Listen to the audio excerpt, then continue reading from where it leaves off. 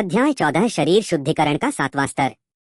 चू जियानक्यू 50 उच्च श्रेणी के ताबीज के कोर लेकर स्पिरिट टैलिस्मान पवेलियन पहुंचे। कल की तरह ही वहां पहले से ही काफी भीड़ थी। स्पिरिट टैलिस्मान पवेलियन की लॉबी में भारी भीड़ इतनी ज्यादा थी कि लगभग पूरी लॉबी भर गई थी। इतनी ज्यादा कि पवेलियन को व्यवस्था बनाए रखने के लिए बड़ी संख्या में लोगों को भेजना पड़ा। कल ही झाओ चेंग द्वारा शक्तिवर्धक ताबीज से फैन हुआन को हराने की खबर फैल चुकी थी। यह खबर तियानशुई शहर में महामारी की तरह तेजी से फैल गई। एक दिन और एक रात के भीतर तियानशुई शहर में लगभग सभी को पता चल गया था कि चू जियानक्यू शक्तिवर्धक ताबीज बना सकता है जो किसी की शक्ति को दोगुना कर सकता है। इतना ही नहीं, यह शक्तिवर्धक ताबीज बेहद सस्ता था, जिसकी कीमत केवल 30 स्पिरिट स्टोन थी। हालांकि 30 स्पिरिट स्टोन एक औसत मार्शल आर्टिस्ट के लिए काफी बड़ी रकम है, लेकिन इस शक्ति बढ़ाने वाले ताबीज के प्रभाव को देखते हुए यह इसके लायक है। शक्ति बढ़ाने वाले ताबीजों की कीमतों पर एक नजर डालें। निम्न श्रेणी के ताबीज सस्ते होते हैं, लेकिन मध्यम श्रेणी के ताबीज जो शक्ति को 50% से 60% तक बढ़ा सकते हैं, लगभग 40 स्पिरिट स्टोन में बिकते हैं। चू जियानक्यू की कीमत तय करना उद्योग में नैतिकता का मामला है। चू जियानक्यू भी भीड़ के उत्साह को देखकर हैरान रह गया। उसने आज इतने लोगों के आने की उम्मीद नहीं की थी। ऐसा लग रहा था कि 50 शक्तिवर्धक ताबीज भी मांग को पूरा करने के लिए पर्याप्त नहीं थे। युवा मास्टर चू आ गए हैं। युवा मास्टर चू, मैं पैसे ले आया हूँ। मुझे शक्ति बढ़ाने वाले 5 ताबीज चाहिए। मुझे 10 चाहिए। मुझे 20 व्यंजन चाहिए।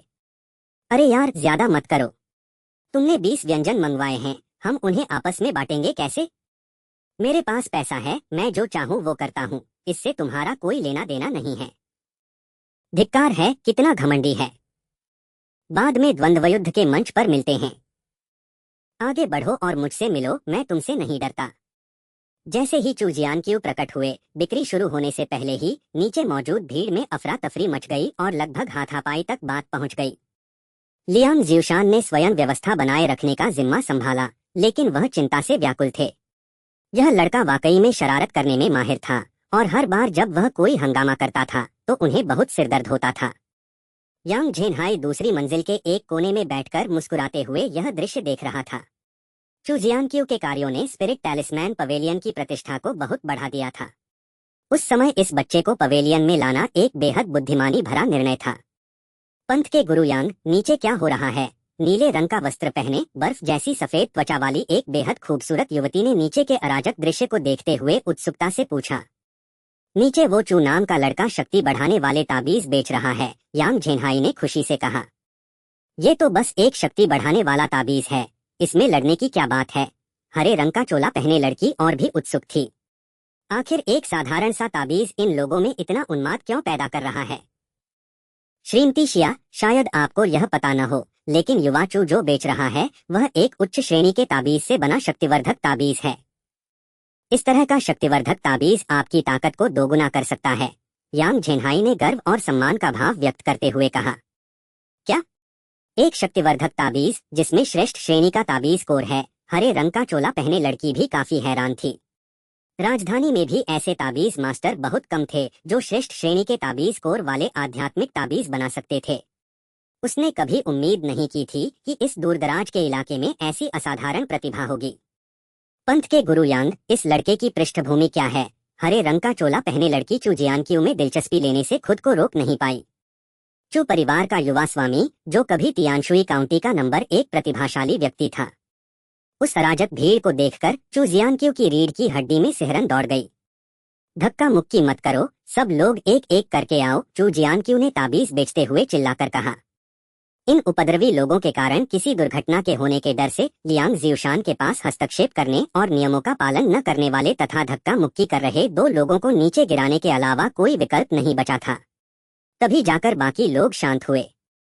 शक्ति बढ़ाने वाले 50 ताबीज तुरंत बिक गए, जिससे जो लोग इन्हें नहीं खरीद पाए उनके चेहरे पर निराशा के भाव आ गए। युवा स्वामी चू, शक्ति बढ़ाने वाले ताबीजों का अगला बैच कब उपलब्ध होगा? लोगों ने उम्मीद से पूछा। चू जियानक्यू ने हाल ही में प्राप्त किए गए 1500 आध्यात्मिक पत्थरों को एक तरफ रख दिया और खुद पर काफी प्रसन्न महसूस किया। चू जियानक्यू को लगा कि उसने कुछ ज्यादा ही मांग लिया है, लेकिन हालात को देखते हुए ऐसा लग रहा था कि उसकी शक्ति बढ़ाने वाले ताबीज में अभी भी कुछ खूबी बाकी है। उसने भीड़ भाड़ को देखते हुए अपनी ठुड्डी पर हाथ फेरा। अभी इसे छोड़िए, पहले इस पैसे का इस्तेमाल अपनी साधना के स्तर को सुधारने में करते हैं। अब तक हमने जो स्पिरिट स्टोन कमाए हैं वे उसके लिए शरीर परिष्करण के 7वें स्तर तक पहुंचने के लिए काफी होने चाहिए। उसने शुरू में शक्ति बढ़ाने वाले ताबीज बेचकर कुछ पैसे कमाने की योजना बनाई थी और फिर ताबीजों की व्यवस्था का उपयोग करके शरीर को मजबूत बनाने वाली गोलियों को परिष्कृत करने के लिए सामग्री खरीदने की योजना बनाई थी। लेकिन मुझे पावर बूस्टिंग टैलिस्मैन की इतनी अच्छी बिक्री की उम्मीद नहीं थी। इतनी सारी झंझटों में पड़ने की कोई जरूरत नहीं है। हम पावर बूस्टिंग टैलिस्मैन बेचकर बॉडी टैंपरिंग पिल खरीद सकते हैं। शक्ति बढ़ाने वाले ताबीजों का अगला बैच कुछ दिनों में उपलब्ध हो जाएगा, इसलिए कृपया धैर्य रखें। ताबीज तैयार होते ही मैं स्पिरिट टैलिस्मैन पवेलियन के माध्यम से एक घोषणा प्रकाशित करवाकर सभी को सूचित कर दूंगा। चू जियानक्यू ये शब्द कहकर वहां से चली गई और फिर आत्मा पत्थरों से भरा बड़ा थैला लेकर चली गई। कुल प्रतियोगिता में केवल 2 दिन शेष हैं, इसलिए वह इन 2 दिनों का उपयोग लगन से साधना करने के लिए करने की योजना बना रहा है। चू जियानक्यू ने अपने सभी 1500 स्पिरिट स्टोन को बॉडी टैंपरिंग पिल्स के बदले में दे दिया और फिर एकांत साधना शुरू कर दी।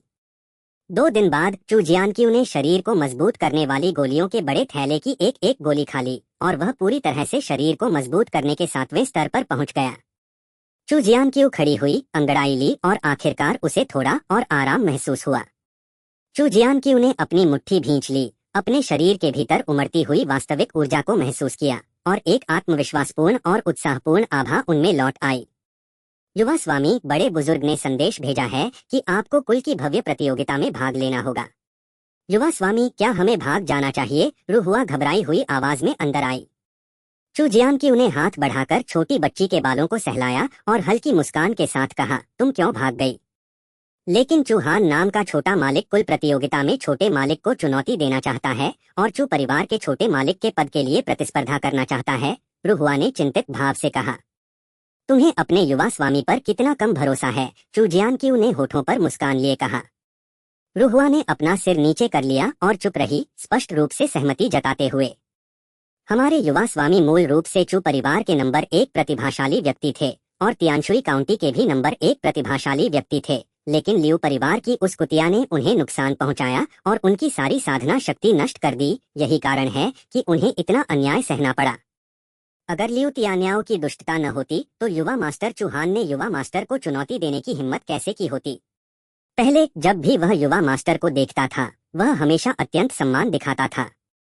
हालांकि यह अज्ञात है कि युवा गुरु ने अपने दांतियान की मरम्मत कैसे की और पुनः साधना करने में सक्षम हुए, और यह भी कहा जाता है कि उन्होंने चू जियाओलुए और लियू गाओयांग को भी हराया था। चूहान चू जियाओलुए और लियू गाओयांग जैसे लोगों से कहीं अधिक श्रेष्ठ हैं। वह शरीर परिष्करण के 9वें स्तर के मार्शल आर्टिस्ट हैं। चिंता मत करो, तुम्हारा छोटा मालिक हम पर धौंस जमाने वाले हर किसी को, चाहे वह कोई भी हो, जरूर पीटेगा, चू जियानक्यू ने जोश से कहा। 3 साल पहले वह सब कुछ नष्ट करने में सक्षम था। अब जब उसने अराजकता स्वर्गीय सम्राट तकनीक प्राप्त कर ली है तो उसे कौन रोक सकता है? इस समय चू जियानक्यू को देखते हुए रुहुआ की आंखों में अचानक प्रशंसा का भाव उमड़ आया, मानो वह 3 साल पहले तियानशुई काउंटी के उस वीर और अजय नंबर 1 प्रतिभाशाली व्यक्ति को फिर से देख रही हो। अध्याय 15 कबीले की प्रतियोगिता। जब चू जियानक्यू ने चू परिवार के प्रशिक्षण मैदान में प्रवेश किया तो वह पहले से ही लोगों से खचाखच भरा हुआ था। 10 वरिष्ठ, प्रबंधक वरिष्ठ और प्रत्यक्ष एवं अप्रत्यक्ष शिष्य, लगभग चू परिवार के सभी लोग वहां पहुंच चुके थे। देखो, हमारे युवा स्वामी चू आ गए हैं। इतनी महत्वपूर्ण कुल प्रतियोगिता में तुम पहले ही देर से आए। कितना घमंडी रवैया है। क्या तुम्हें सच में लगता है कि तुम तियानशुई काउंटी के नंबर 1 प्रतिभाशाली व्यक्ति हो? वह निकम्मा शायद डरा हुआ है और आने से बहुत घबरा रहा है। अगर बड़े बुजुर्ग ने उसे पहले ही किसी को आने के लिए न भेजा होता तो वह शायद अभी भी घर में ही छिपा होता। वह तो पहले से ही एक निकम्मा है। वह चू परिवार के युवा मुखिया का पद जल्द से जल्द क्यों नहीं छोड़ देता? अगर एक निकम्मा हमारे प्रतिष्ठित चू परिवार का युवा मुखिया बन गया तो मुझे किसी का भी सामना करने में शर्म आएगी। चू परिवार के युवा स्वामी का उनका खिताब अब इतिहास बन चुका है। आज से चू परिवार के युवा स्वामी हमारे युवा स्वामी चूहान हैं। चू जियानक्यू के प्रकट होते ही भीड़ में अफरा तफरी मच गई। चारों ओर तरह तरह की आवाजें और चर्चाएं गूंजने लगीं। पिछले 3 वर्षों में चू जियानक्यू की साधना में कोई प्रगति नहीं हुई है, जिसने बहुत आलोचना और उपहास को आकर्षित किया है। सभी का मानना था कि चू परिवार का प्रतिभाशाली व्यक्ति बस एक क्षणिक प्रतिभा था, क्योंकि उसने अपनी सारी प्रतिभा बचपन में ही खो दी थी। यद्यपि वह कुछ समय के लिए अद्भुत था, लेकिन अंततः उसकी नियति ही असफलता थी। हालांकि पिछले 3 वर्षों में चू जियानक्यू की साधना में कोई सुधार नहीं हुआ था, फिर भी वह ट्रुची क्षेत्र में एक शक्तिशाली व्यक्ति था। वे लोग केवल उसकी पीठ पीछे उसकी बुराई करने की हिम्मत करते थे, लेकिन उसके सामने उसका उपहास करने की हिम्मत नहीं करते थे। अब जबकि चू जियानक्यू का पतन हो चुका है, उसकी दांतियान शक्ति चकनाचूर हो गई है और उसकी साधना शक्ति नष्ट हो गई है, उन लोगों में अब कोई संकोच नहीं बचा है। चू जियानक्यू के प्रति उनकी पूर्व प्रशंसा और श्रद्धा अब घोर अपमान और उपहास में बदल गई है। चू जियानक्यू ने तिरस्कार और उपहास को नजरअंदाज कर दिया। पिछले 3 वर्षों में उसे इसकी आदत हो गई थी। फर्क सिर्फ इतना था कि अब उपहास छुपकर किया जाता था, लेकिन दोनों में कोई खास अंतर नहीं था। इन बातों पर गुस्सा करने का कोई फायदा नहीं। जब तक वह अपनी ताकत दिखाता रहेगा, ये ताने पलक झपकते ही अनगिनत तारीफों में बदल जाएंगे। चू जियानक्यू मानवीय रिश्तों की इस बेरुखी से लंबे समय से वाकिफ है। इसके अलावा जिस व्यक्ति ने लियू तियान्याओ के विश्वासघात का अनुभव किया हो, उसके लिए इस तरह की मौखिक बदसलूकी चिंता की कोई बात नहीं थी। चू जियानक्यू चू परिवार के युवा स्वामी की कुर्सी पर बैठ गया, जिस पर नीचे से उपहास की आवाजें गूंज उठीं। नीले रंग का चोगा पहने एक युवक ने अपनी आंखों में तीव्र इच्छा लिए चू जियानक्यू की कुर्सी को देखा। आज के बाद यह कुर्सी उसकी होगी। नीले वस्त्र पहने यह युवक कोई और नहीं बल्कि चूहान है, जो सबसे बड़े बुजुर्ग का पोता है। बुजुर्ग ने यह सब भावहीन होकर देखा और इसे रोकने का कोई प्रयास नहीं किया। तीसरे बुजुर्ग ने केवल भौहें चढ़ाई, लेकिन कोई हरकत नहीं की। हालांकि वर्तमान स्थिति शांत प्रतीत होती है, लेकिन सतह के नीचे कुछ जटिल परिस्थितियां मौजूद हैं। दूसरे, 7वें और 10वें एल्डर ने स्पष्ट रूप से पहले एल्डर का साथ दिया है, जबकि तीसरे, चौथे, 8वें और 9वें एल्डर अभी भी चू जियानक्यू का समर्थन करते हैं और 5वें और 6ठे एल्डर दुविधा में हैं। इस स्थिति का विकास पूरी तरह से चू जियानक्यू के आज के प्रदर्शन पर निर्भर करता है। ग्रैंड एल्डर ने शब्दों में समय बर्बाद नहीं किया। उन्होंने बस कुछ बातें कहीं और फिर कबीले की प्रतियोगिता शुरू करने का आदेश दिया। कुल प्रतियोगिता को 4 चरणों में विभाजित किया गया है, जिसमें अनेक शिष्य जोड़ियों में एक दूसरे के विरुद्ध प्रतिस्पर्धा करते हैं। हारने वाले बाहर हो जाते हैं और जीतने वाले अगले चरण में पहुंच जाते हैं। अंत में शीर्ष 10 का चयन किया जाता है और उन्हें पुरस्कार दिए जाते हैं। पहले 2 दौर शांतिपूर्ण रहे, जिसमें चू जियानक्यू और चू हान ने अपने प्रतिद्वंद्वियों को आसानी से हरा दिया। नीचे देख रहे लोगों को इस परिणाम पर आश्चर्य नहीं हुआ। हालांकि शुरुआत में चू जियानक्यू के अपंग हो जाने की खबर जंगल की आग की तरह फैल गई थी, लेकिन चू जियानक्यू द्वारा चू जियाओलुए और लियू गाओयान को एक के बाद एक हराने के बाद किसी को भी विश्वास नहीं हुआ कि उसने अपनी सारी साधना खो दी है। उस समय के प्रत्यक्षदर्शियों से मिली अफवाहों के अनुसार चू जियानक्यू केवल 4थे स्तर का शक्तिशाली शारीरिक परिष्करण मार्शल आर्टिस्ट था। पिछले 2 दौरों में उसके सभी प्रतिद्वंद्वी 6ठे स्तर से नीचे के थे, इसलिए चू जियानक्यू द्वारा उनकी हार कोई आश्चर्य की बात नहीं थी। लेकिन चू जियानक्यू चाहे कितना भी शक्तिशाली क्यों न हो, वह अभी केवल शरीर परिष्करण के 4थे स्तर पर ही है। वह इसे कब तक बरकरार रख पाएगा?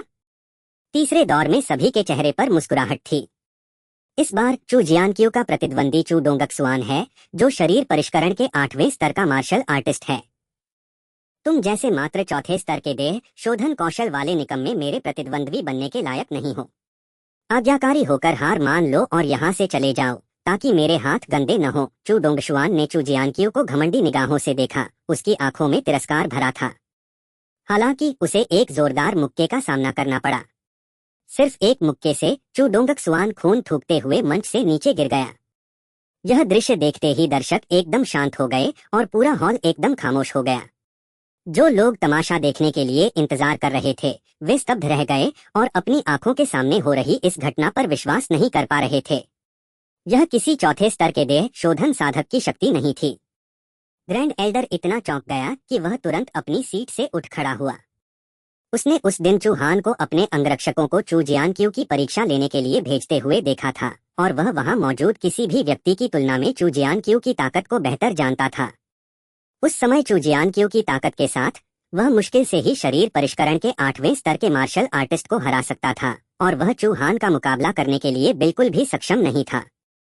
उसे शुरू में लगा था कि जीत निश्चित है, लेकिन किसे पता था कि चू जियानक्यू अपनी असली ताकत को इतनी अच्छी तरह से छिपा रहा था। चू डोंगक्सुआन को एक ही मुक्के से हराना, यह ऐसा काम है जो शरीर परिष्करण के छठे स्तर पर भी कोई मार्शल आर्टिस्ट नहीं कर सकता। इस समय चूहान की आंखों में गंभीरता का भाव आ गया। यह चू जियानक्यू उसकी कल्पना से कहीं अधिक जटिल था। चू डोंगशुआन अविश्वास से आंखें फाड़ बैठी। अपने बेहद घमंडी शब्दों को याद करके उसका चेहरा शर्म से लाल हो गया। वह झट से उठी और पीछे मुड़े बिना भाग गई। अब उसे इतनी शर्म आएगी कि वह लंबे समय तक किसी को अपना चेहरा नहीं दिखा पाएगी। भीड़ की अचंभित निगाहों के बीच चू जियानक्यू अपनी सीट पर लौट आया। अब किसी की हिम्मत नहीं थी कि उसका मजाक उड़ाया जाए, और चू जियानक्यू को उस कुर्सी पर बैठे देखना अब पहले की तरह चौंकाने वाला नहीं लग रहा था। कुछ ही देर में प्रतियोगिता का चौथा दौर शुरू हो गया। इस दौर की प्रतियोगिता शीर्ष 10 प्रतिभागियों का चयन करने के लिए है। यहाँ तक पहुँचने वाले प्रतिभागियों में से कुछ ही कमजोर हैं। उनका न्यूनतम स्तर शारीरिक परिष्करण का 8वां स्तर है। बेशक चू जियानक्यू एक अपवाद है, क्योंकि अब तक उसने केवल शारीरिक परिष्करण के छठे स्तर की ही उपलब्धि प्रदर्शित की है। चू जियानक्यू के खिलाफ लड़ने वालों ने अब उसे कम आंकने की हिम्मत नहीं की, लेकिन चाहे उन्होंने उसे कम आंका हो या नहीं, परिणाम चू डोंगक्सुआन के समान ही रहा। शरीर परिष्करण के 8वें स्तर पर मौजूद लोगों को चू जियानक्यू एक ही मुक्के से हरा सकता था, जबकि शरीर परिष्करण के 9वें स्तर पर मौजूद लोग उसके सामने 10 से अधिक चालों तक टिक नहीं पाते थे। हालांकि इस बार चू हान का प्रदर्शन भी उतना ही शानदार था, और उसकी युद्ध क्षमता चू जियानक्यू से किसी भी तरह कम नहीं थी। तभी सबको एहसास हुआ कि चू हान इतने समय से अपनी असली ताकत छिपा रहा था। मुख्य मंच पर बैठे 10 बुजुर्गों के चेहरों पर एक अजीब सा भाव था। यह शो दिन ब दिन और भी रोमांचक होता जा रहा था, जिससे इन बुजुर्गों की दिलचस्पी बढ़ रही थी और वे दोनों मुलाकातों के परिणाम जानने के लिए उत्सुक थे। हालात इस मुकाम तक पहुंच चुके थे कि ग्रैंड एल्डर को छोड़कर बाकी सभी ने सत्ता और लाभ के लिए संघर्ष करने की अपनी महत्वाकांक्षा छोड़ दी थी। चू जियानक्यू और चू हान दोनों ही चू परिवार के युवा सदस्य थे, और वे जितने मजबूत होते, चू परिवार के भविष्य के विकास के लिए उतना ही फायदेमंद होता। उनकी लड़ाई का परिणाम चाहे कुछ भी हो, वे चू जियानक्यू की रक्षा के लिए अपनी पूरी ताकत लगा देंगे और उसे कभी भी सत्ता संघर्ष का शिकार नहीं बनने देंगे। यदि ऐसा प्रतिभाशाली व्यक्ति इन बुजुर्गों के संघर्षों में ही मर जाए, तो उनके पास चू परिवार के पूर्वजों का सामना करने का कोई अवसर नहीं होगा। अध्याय 16 चूहान। प्रतियोगिता का चौथा दौर समाप्त होने वाला था, और अंतिम मुकाबले में केवल 2 लोग बचे थे, चू जियानक्यू और चू हान। दोनों ने पिछले मैचों में जबरदस्त ताकत का प्रदर्शन किया था, और मंच के नीचे मौजूद दर्शक उनके बीच होने वाले मुकाबले के लिए उत्सुकता से इंतजार कर रहे थे, जो निश्चित रूप से एक शानदार मुकाबला होने वाला था। वरिष्ठों, यह शिष्य युवा गुरु के पद के लिए चू जियानक्यू को चुनौती देना चाहता है। युद्ध शुरू होने से पहले चू हान खड़ा हुआ, मंच पर मौजूद बुजुर्गों को प्रणाम किया और ऊंची आवाज में घोषणा की। चू हान की बातें सुनकर मंच के नीचे बैठे सभी शिष्य चौंक गए। हालांकि उन्होंने यह अफवाह सुनी थी कि चू हान चू जियानक्यू को कुल प्रतियोगिता में चुनौती देकर युवा स्वामी का पद हासिल करेगा, फिर भी इस पल के आने पर उनमें एक अवर्णनीय तनाव और उत्साह का भाव उत्पन्न हो गया। मंजूर, ग्रैंड एल्डर ने धीरे से ये 2 शब्द कहे। उनकी आवाज देखने में शांत लग रही थी, लेकिन असल में उनका दिल उतना शांत नहीं था जितना दिख रहा था। चू परिवार के मुखिया के खिलाफ वर्षों से चल रही साजिश अब एक निर्णायक मोड़ लेने वाली थी, और यह कहना झूठ होगा कि वह घबराया हुआ और उत्साहित नहीं था। आपकी दयालुता के लिए धन्यवाद, बड़ो। चू हान ने फिर से झुककर प्रणाम किया और फिर जोश से भरे कपड़ों में अखाड़े में छलांग लगा दी। चू जियानक्यू इस दृश्य से अप्रभावित प्रतीत हुआ। बिना कुछ कहे वह धीरे से उठा और शांत भाव से अखाड़े की ओर चल दिया। चू जियानक्यू, अगर तुम अभी हार मान लेते हो तो तुम सम्मान के साथ जा सकते हो, वरना बाद में पछताना मत। चू परिवार के युवा स्वामी का पद अब तुम्हारे लिए कोई मायने नहीं रखता, चू हान ने चू जियानक्यू से उदासीनता से कहा। तुम बहुत बकवास करते हो। अगर तुम चू परिवार के युवा मुखिया का पद पाना चाहते हो तो उन मूर्खों की तरह बड़ी बड़ी बातें मत करो, चू जियानक्यू ने बेपरवाही से कहा। उसे अपने दुश्मनों पर समय बर्बाद करने की कोई परवाह नहीं थी। तुम मौत को दावत दे रहे हो। चू हान के चेहरे पर नीली रोशनी की एक चमक दिखाई दी और उसकी आंखों में निर्मम हत्या का भाव झलक उठा। उसने हरकत की और चू जियानक्यू पर एक घूंसा फेंका। चू जियानक्यू के पिछले युद्धों में उसने चू जियानक्यू के साधना स्तर का लगभग अनुमान लगा लिया था। यद्यपि चू जियानक्यू 9वें स्तर के शारीरिक परिष्करण वाले मार्शल आर्टिस्ट को हराने में सक्षम था, लेकिन उसका स्वयं का साधना स्तर वास्तव में केवल 7वें स्तर का ही था। हालांकि चू जियानक्यू ने जबरदस्त ताकत का प्रदर्शन किया, लेकिन वह किसी भी तरह से उसका मुकाबला नहीं कर सका। आने वाले मुक्के का सामना करते हुए चू जियानक्यू ने न तो उसे चकमा दिया और न ही उससे बचने की कोशिश की, बल्कि इसके बजाय उसने सीधे अपनी मुट्ठी से उसका मुकाबला किया। बूम! दोनों मुट्ठियां आपस में टकराईं और अवशिष्ट बल बाहर की ओर फैल गया, जिससे एक विशाल आघात तरंग उत्पन्न हुई। चू जियानक्यू और चू हान दोनों एक एक कदम पीछे हट गए। उनके पहले मुकाबले में दोनों बराबरी पर थे। मंच के नीचे बैठे दर्शकों की आंखें आश्चर्य से चौड़ी हो गईं। उन्होंने सोचा था कि चू जियानक्यू चाहे कितना भी शक्तिशाली क्यों न हो, वह चू हान का मुकाबला नहीं कर पाएगा। लेकिन ऐसा लग रहा था कि दोनों बराबर के थे। यह सच नहीं हो सकता, है ना? चू जियानक्यू वास्तव में चू हान के साथ बराबरी का मुकाबला कर सकता है। हे भगवान, क्या मैंने अभी अभी कुछ गलत देखा? इसमें आश्चर्य की क्या बात है? अगर वह और यंग मास्टर चू हान के बीच मुकाबला बराबरी पर भी खत्म होता है तो भी इसमें कुछ खास नहीं है। लेकिन वह अभी केवल शारीरिक परिष्करण के 7वें स्तर पर है। अगर वह युवा गुरु चू हान के समान स्तर पर होता तो क्या युवा गुरु चू हान उसके एक भी मुक्के का सामना नहीं कर पाते? इसके बाद चू हान ने चू जियानक्यू पर 2 और मुक्के मारे, लेकिन चू जियानक्यू ने उन दोनों को रोक दिया। चू हान का चेहरा बेहद उदास था। हालांकि उसने उन मुक्कों में अपनी पूरी ताकत का इस्तेमाल नहीं किया था, लेकिन चू जियानक्यू के बाद के हमले बहुत ही सहज थे। उनके बीच हुई झड़प के दौरान उसने महसूस किया था कि चू जियानक्यू की आंतरिक ऊर्जा भी उतनी ही शक्तिशाली थी जितनी उसकी अपनी। यह तो हद से ज्यादा भयानक है। अगर चू जियानक्यू शरीर परिष्करण के 9वें स्तर तक पहुंच जाए तो क्या मैं उसके एक मुक्के का भी सामना नहीं कर पाऊंगा? इस तरह का व्यक्ति बेहद खतरनाक है। चू हान ने उसे जान से मारने का फैसला कर लिया था। वह तेजी से आगे बढ़ा और फिर से हमला किया। इस बार उसने अपनी पूरी ताकत लगा दी। Boom boom boom! मंच पर मौजूद दोनों आकृतियां बार बार अलग होती और जुड़ती रहीं। उनकी मुट्ठियां और हथेलियां टकराती रहीं और हवा की लहरें उत्पन्न करती रहीं। स्नैप! चू हान उछला और चू जियानक्यू पर अपना पैर पटका। चू जियानक्यू बच गया, लेकिन चू हान का पैर अखाड़े से टकराया, जिससे मंच पर मकड़ी के जाले जैसी कई दरारें दिखाई देने लगीं। 1000 पाउंड की लात!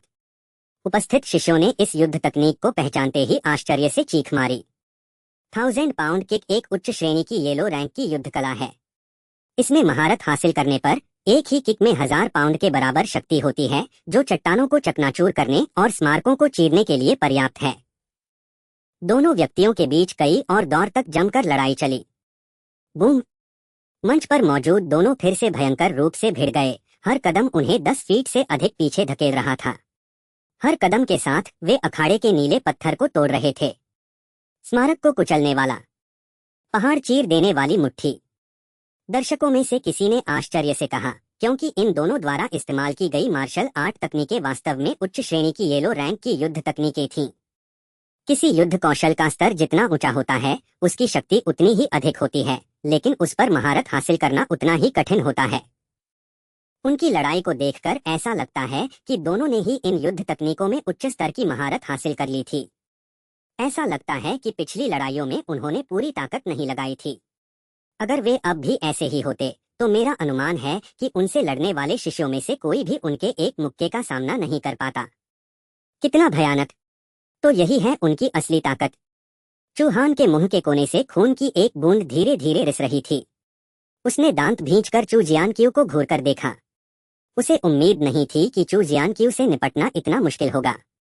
अगर हालात ऐसे ही रहे तो उसे डर था कि वह न सिर्फ जीत नहीं पाएगा बल्कि उससे हार भी जाएगा। तुमने मुझे ऐसा करने पर मजबूर किया। चू हान ने दांत पीसते हुए चू जियानक्यू को घूरकर देखा।